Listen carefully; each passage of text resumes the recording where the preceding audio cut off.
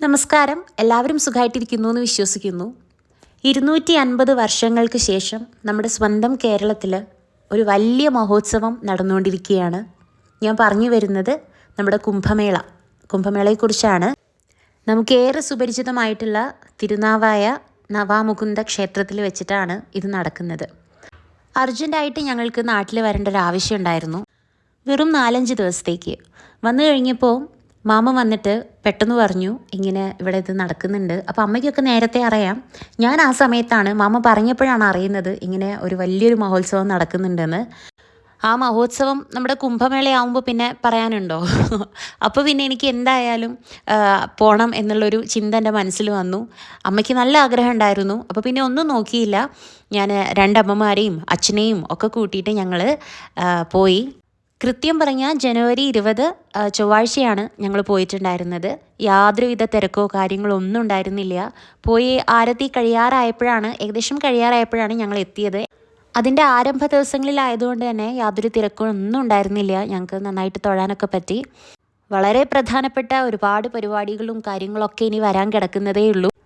നമ്മുടെ സിനിമാ താരം അനുശ്രീയെ കണ്ടിട്ടുണ്ടായിരുന്നു കേട്ടോ അതിൻ്റെ ഇടയ്ക്ക്. ഓക്കെ, അപ്പോൾ ഇനിയിപ്പോൾ നമ്മൾ ആ ദിവസമൊക്കെ കാത്തിരുന്ന് കഴിഞ്ഞാൽ എനിക്ക് എന്തായാലും പോകാൻ പറ്റില്ല. കാരണം ഇത് കഴിഞ്ഞ് 2ാമത്തെ ദിവസം ഞങ്ങൾ തിരിച്ചിങ്ങോട്ട് ബാംഗ്ലൂർക്ക് വന്നിട്ടുണ്ടായിരുന്നു. അപ്പോൾ എന്തായാലും അതിൻ്റെ ഇടയിൽ ഞങ്ങൾക്ക് അവിടെ പോകാൻ കഴിഞ്ഞത് വലിയൊരു സന്തോഷമായിട്ട് കാണുന്നുണ്ട്. ആ നടയിൽ ചവിട്ടാൻ കഴിഞ്ഞതിൽ ഏറെ സന്തോഷിക്കുന്നത് എൻ്റെ 2 അമ്മമാരുമാണ്. അതിൽ യാതൊരുവിധ തർക്കവും ഇല്ല. അപ്പോൾ എന്തായാലും അവരെ ഹാപ്പിയാക്കാൻ കഴിഞ്ഞതും ഒരുപാട് സന്തോഷം തരുന്നൊരു കാര്യം തന്നെയാണ്. ഞാനും അച്ഛനും അവിടെ അമ്പലത്തിൻ്റെ എല്ലാ ഭാഗവും ഇങ്ങനെ ചുറ്റി നടന്ന് കണ്ടു.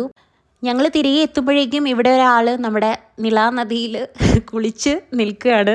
ഭാരതപ്പുഴയുടെ അടുത്തുള്ളൊരു ക്ഷേത്രത്തിലാണ് പോകുന്നതെന്ന് പറഞ്ഞ് ആ ഒരു നിമിഷം തുടങ്ങിയതാണ് എനിക്ക് അവിടെ എത്തിയാൽ എന്തായാലും കുളിക്കണം. അതിൽ കണക്കാക്കിയിട്ട് അമ്മമ്മേനെ കൊണ്ട് 2 തോർത്തുമുണ്ടൊക്കെ എടുത്ത് വെപ്പിച്ചിട്ടുണ്ടായിരുന്നു.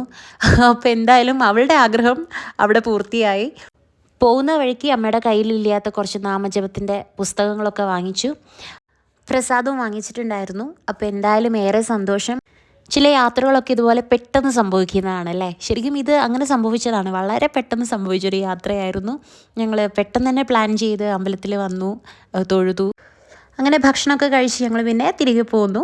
എൻ്റെ 2 അമ്മമാരും സൈഡായിട്ടുണ്ടായിരുന്നു. അപ്പോൾ 2 പേരും എൻ്റെ 2 സൈഡിലായിട്ട് കിടന്നുറങ്ങുകയായിരുന്നു. എന്തായാലും അവരുടെ സന്തോഷം കണ്ടപ്പോൾ ഞങ്ങളും ഹാപ്പി. പറ്റുമെങ്കിൽ അവിടെ എല്ലാവരും പോകാൻ ശ്രമിക്കുക. അപ്പോൾ താങ്ക് യു ഫോർ വാച്ചിങ്.